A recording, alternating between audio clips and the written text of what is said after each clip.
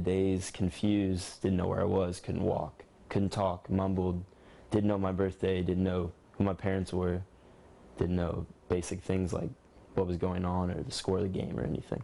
Ian Barry's hockey career ended last October after another player hit him in the head and he fell to the ice. I couldn't walk off the ice. I had to be carried, by teammates. The big hit broke Ian's dream. The diagnosis, a fourth concussion. I couldn't let Ian play hockey anymore because I was afraid he would damage his brain more. And if I returned him to the sport and he got another concussion, he may never recover from that. Allie Coons is still in the game, but she knows one more concussion could bench her. The first time wasn't bad, but the second time, I don't remember anything. Concussions are brain injuries, mysterious damage that may permanently alter how the brain works. And doctors say kids are especially vulnerable because their brains are still maturing. Even if you stop playing, there could still be a long-term effect if you've actually taken too much damage early on in life. Dr. Tom Talavage leads a team of researchers at Purdue University on the cutting edge, finding ways to protect both kids and adults.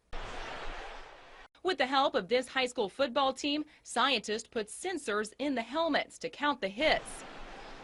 MRIs captured images of the players' brain activity over the course of 2 seasons. These pictures show before and after. Especially troubling for the researchers, they noticed reduced brain activity, even on scans for players who were not diagnosed with a concussion. Joel Ripke was part of that study, and he endured more than 3,000 hits to the head. His mom never worried too much. Joel never seemed to have a headache or anything like that, but one morning they called us and said, "Is Joel okay?" Yeah, well, he suffered a huge hit last night, and we want him to come and have an MRI. And I said, really? He doesn't seem any different, and he never did. Joel is now playing college ball, and his parents haven't noticed any problems. What we ended up finding was that about 50% of our players who don't exhibit any external symptoms are in fact showing cognitive impairments. That was a very big surprise and shock to us. All those hits just add up over time, even if the player is never diagnosed with a concussion, especially if the brain doesn't have time to fully heal between hits. All verbal clusters. Now Talavage and his team are on a mission to minimize brain injuries. They're developing a squishy new material that would allow the padding inside a helmet to absorb more energy. The softer material could actually soften the blow. That's right. That's right. And there would be less trauma to the brain. That's exactly right.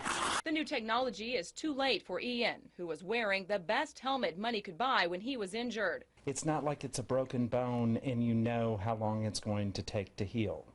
I think that's also the hardest part for him, too. Today, 6 months after his concussion, this former honors student is having trouble in the classroom. Nothing is easy anymore. It's devastating. I mean, to see him struggle so hard to recover, to catch up in school, and, through all that, give up both of his passions.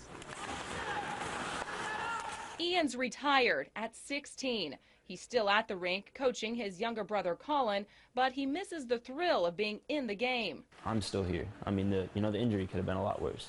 I'm sitting here talking to you. I'm lucky in that standpoint. Dina Silk, 2 News works for you.